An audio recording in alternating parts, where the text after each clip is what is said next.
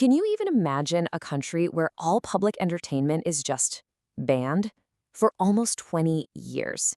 No plays, no theaters, nothing but silence. And then, almost overnight, a king comes back, and the stage doesn't just wake up, it absolutely explodes. So yeah, let's dive into this wild moment in history and see how a king's return kicked off a massive creative revolution in England. I mean, just look at this timeline. It says it all, right? In 1642, the Puritans take over, and bam, theaters are shut down. For 18 long years, England's incredibly vibrant stage life just goes dark. Then, boom, 1660, King Charles II is back on the throne, and one of the very first things he does is throw open the theater doors. This wasn't just some small change in policy, this was a total cultural reset. It was a signal to everyone that a whole new, much livelier era was beginning. And when I say exploded, I really mean it. The reopening in 1660 was like a starting gun for a true renaissance in English drama. The new king, Charles II, he loved the arts, and he personally backed this brand new and often pretty wild wave of creativity. The floodgates were just wide open, and all that creative energy that had been bottled up for nearly 2 decades was finally ready to pour out onto the stage. But here's the thing, you've got to understand about this new literature. It wasn't just for fun. To really get the restoration, you have to know that you could not separate a play or a poem from the intense political and religious arguments that were raging all over the country. Everyone had a take, and boy, were they not afraid to write about it. Seriously, you can think of the literature from this time as a battlefield. Just about every single thing that was written, a poem, a play, you name it, was tied directly to what was happening in the news. Literature was basically a mirror, showing a nation that was arguing with itself. This is when England's first real political parties, the Whigs and the Tories, got started, and they were always at each other's throats. Writers weren't just sitting on the sidelines. They were right in the thick of it, using their words as weapons in this war of ideas. And this slide, it just perfectly sums up the two sides of this coin. On one hand, you've got John Dryden. He was the ultimate insider, the poet laureate, the sophisticated, polished voice of the king's court. Then, on the other hand, you have John Bunyan, a total outsider, a preacher who was literally thrown in jail for his beliefs. And from that jail cell, he writes one of the most famous books in the English language, The Pilgrim's Progress, using this simple, direct language that spoke to everybody. And this quote, wow, it just hits the nail on the head, doesn't it? It basically says that Bunyan's suffering, his time in prison, wasn't some kind of weakness. It was the very source of his power. His writing wasn't some fancy academic exercise. It was forged in the fire of real hardship, and you can feel that raw, authentic power in every single word.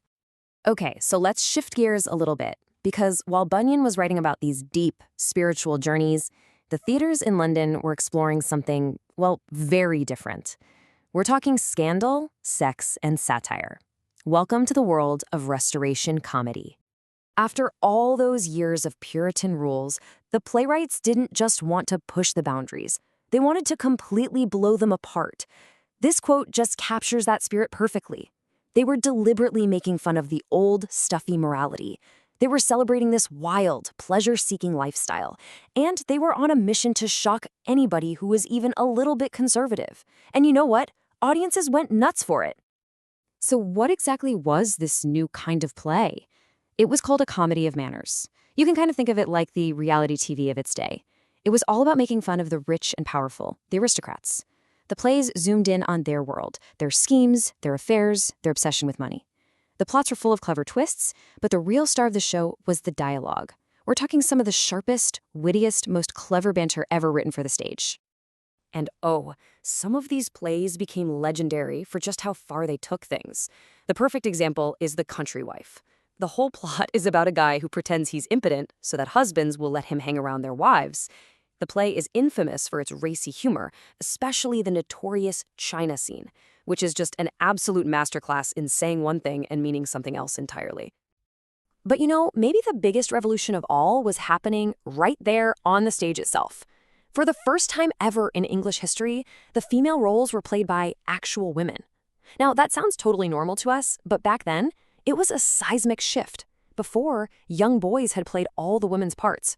Suddenly, audiences were completely captivated by seeing real women up there, flirting and scheming. This, right here, is the birth of the first celebrity actors and actresses, stars who people would pay to see no matter what the play was.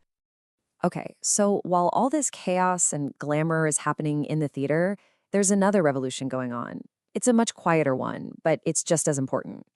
It was a revolution in how people actually wrote, in regular prose, the language of diaries and essays and what would soon become the novel. This was the beginning of what we call the plain style. You've got to remember, this was also the dawn of the scientific age. You had these new influential groups like the Royal Society, and they were pushing this idea that language should be clear, precise, and accurate. So the whole culture started to shift. The goal was to communicate ideas as simply as possible, and that meant getting rid of all the super fancy, ornamental language that used to be so popular. I love this phrase. The goal was a close, naked, natural way of speaking. Think about what that really means. Naked, natural. Writers were trying to make their writings sound like a real, honest conversation. It was a huge move away from the artificial, overly decorated stuff of the past and towards something that felt much more direct and true to life. And if you want to see the perfect example of this in action, look no further than the Diary of Samuel Pepys. He wasn't trying to write some great work of literature. He was just recording his life. And this quote nails his method. He just wrote down what he did, what he saw, what he spent, and how he felt. The result? It's one of the most honest and immersive peeks into the past we've ever found. So who was this guy? Samuel Pepys was this up-and-coming government official in London, and for 10 straight years he kept this unbelievably detailed private diary. But here's the kicker. He wrote it all in a secret shorthand. That meant he could be completely brutally honest about everything. His job, his marriage, his affairs, you name it. He also gives us this incredible first-person account of huge historical moments like the Great Plague and the Great Fire of London. I mean, reading his diary is the closest thing we have to a time machine. So, this new literary world, with its focus on clear writing and a growing audience of readers, it created a new marketplace. And in that marketplace, an opportunity opened up for totally new kinds of voices. This led to an absolutely incredible milestone. We see the rise of the first woman in England to actually earn her living as a professional writer. Her name was Aphra Behn.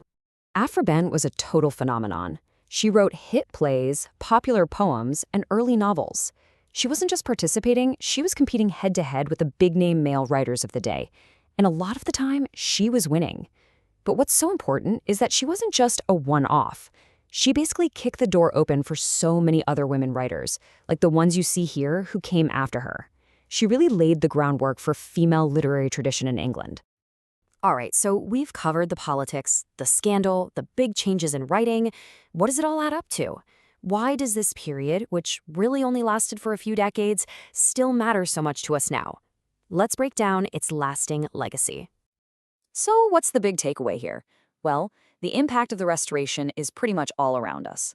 Every time you watch a sharp political satire on TV, you're seeing a tradition that really got its start right here.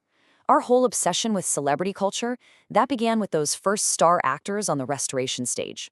That simple, direct style of writing that made the modern novel possible, it was born out of their plain style. It was the first time women could actually be professional writers. And that witty comedy of manners, it is still the blueprint for countless movies and TV shows about love, money, and social climbing. So, when you really boil it down, a world full of political divisions, a fascination with celebrities, and that constant battle between our public image and our private secrets, does any of that sound familiar?